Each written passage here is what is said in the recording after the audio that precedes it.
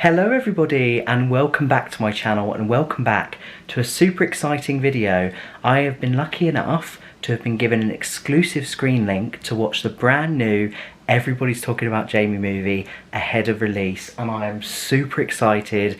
I have supported the stage show since day one and I absolutely love the show. You've never seen it, have you, Chloe? No. So Chloe's looking forward to the movie. We're going to watch it tonight. We've got our snacks. I'm wearing blue because obviously Everybody's Talking About Jamie is blue is the colour, and we're in our hotel and we're really excited. So I hope you guys enjoy this video. I'm going to be talking lots about the movie and what bits I loved about it, and of course how it's different from the stage show. It's starring so many amazing people. You've got Max Harwood playing Jamie, you've got Bianca Del Rio's cameo, which is really exciting. Then you've also got Richard Grant as Loco Chanel, so I'm very excited to see him. You've then got Son of a Tutu, a drag queen I've been seeing for a very long time, who's one of the queens in this.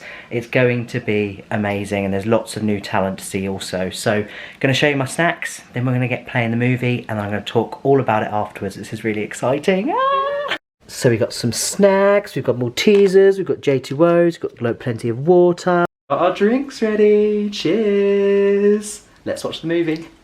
Here we go, it's time to watch the movie, woo! Ladies and gentlemen, would you give a warm welcome for the soon-to-be legendary... Jamie. So I just finished watching Everybody's Talking About Jamie the movie. As you can see, my eyes are very red and swollen from crying so much. It was absolutely phenomenal and it did the stage show justice. And oh my goodness, there were so many new songs. It was so much fun. It was emotional. And I was just so blown away by it. I've got so many notes that I've written down and I'm going to talk about all of them. I was so surprised by the new songs as well. I think that was the highlight. So the movie opens with an original song by Becky Hill, and I know that voice from anywhere, which was awesome. It's out on September 17th on Amazon Prime, so if you've got Prime Video, be sure to watch it and stream it because it's incredible. It's very like the stage show, so in the classroom there's a very similar script to the stage show. Is everybody talking about me? Lauren Patel as Pretty is phenomenal. So in the classroom scenes, Jamie is scrolling through drag queens on Instagram, which you obviously don't see on the stage show. So I thought that was quite cool because that's very like now, you know, that would be what somebody would do, I think. There's also two twins in the classroom, which is different again to the stage show. It's Denzel and Tyson, so I thought that was quite cool, so shout out to them. Great characters. They had a few one-liners in the classroom, which I really enjoyed. Also, this, you know, the things about the Jimmy Choo shoes are the same as the stage show, but I have to say, when the classroom turns into a full-on 90s disco, I loved it. I was living. I felt like I was at Heaven the nightclub, and if you don't know what Heaven is, it's the biggest LGBTQ plus nightclub in Europe, in London, and it just felt like I was there, which I really enjoyed because of course this film is all about Jamie and his journey as well, and yeah, it just was fantastic and camp and so much fun. And also, on that note and that number, Jamie Campbell also opens up the door to the club. So the real Jamie, who the movie is based on, is also in the movie and opens the doors to the club of that scene. So that was really cool to see Jamie in that. And I think it's important that Jamie also appears in the movie. So that was fantastic. And also, it looks like a proper catwalk during the first number. Like, Max looks stunning as Jamie, I can't even describe. And then Shobna as Ray, I always loved her in Coronation Street and I loved her in the stage show, but in the movie she is brilliant. There's a scene where she's in a car full of balloons with Sarah Lancashire, who plays Margaret, and that just cracked me up before Jamie's birthday. And then Max goes into Wall in My Head, which is very different to the stage show because they're able to do a lot with the screen. So he's looking at kind of like masculine situations that make you feel a little bit insecure. So he looks through the window at his younger self in the pub and at football, and that really hit a note with me because, like, my dad's a referee, he's very into his football. I never really did like the football crowd because I always felt a little bit nervous. My dad was amazing, very supportive, but just in that crowd I never felt like I could fit in, and that's why I got very emotional watching that. So they couldn't do that in the stage show with projections or anything, but the way they did it in the movie was very clever and touching. And then his dad also comes into his younger self putting makeup on and a dress on, and that bit is very emotional. I remember when I was younger, My neighbour painted my nails, and my dad was like, why are you painting Perry's nails?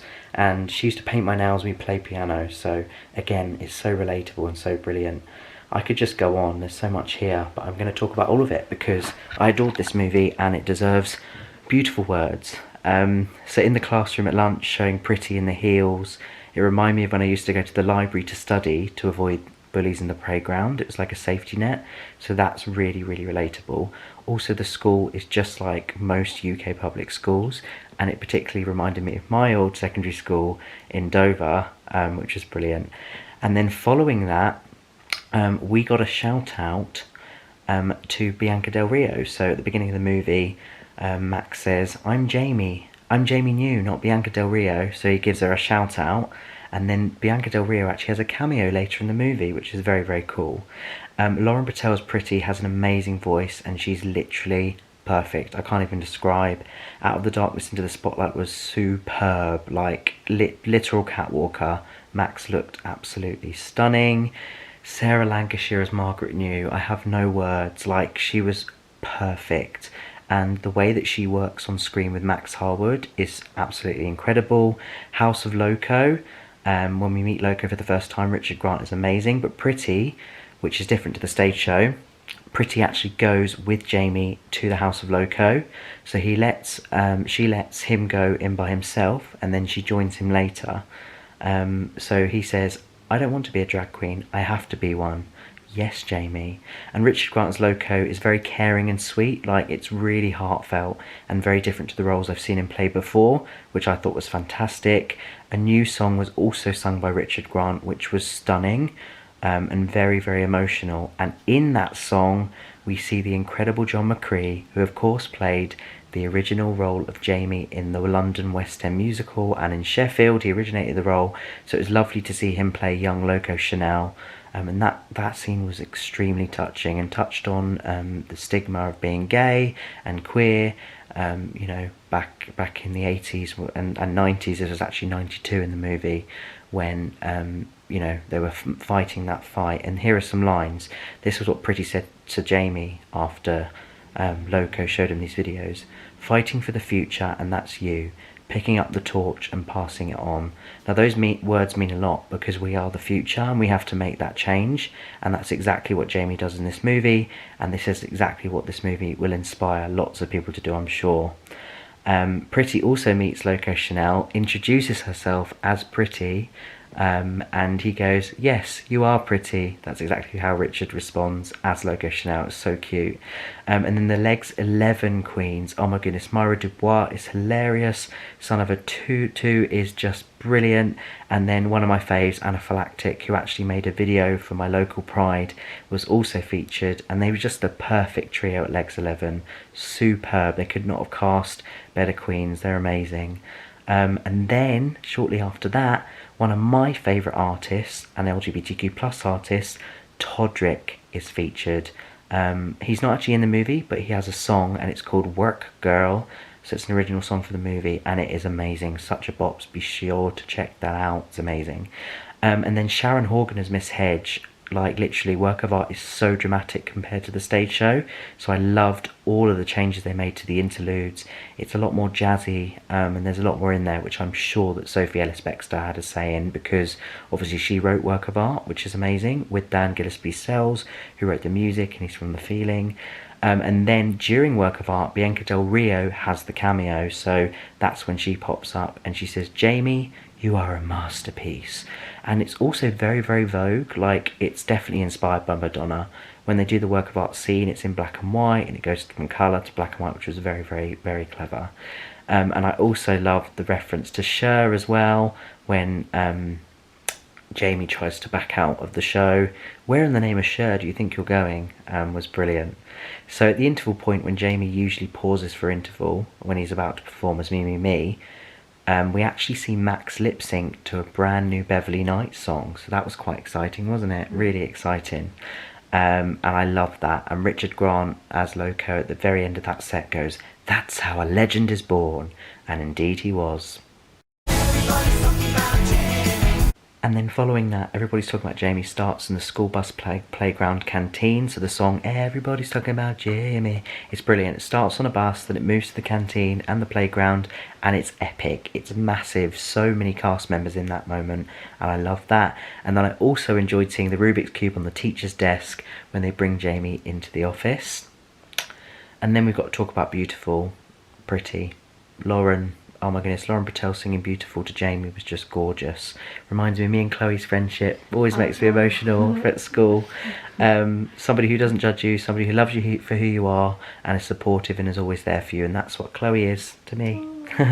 Chloe's still here, by the way. She loved the film. It's very late. We're watching this late this evening.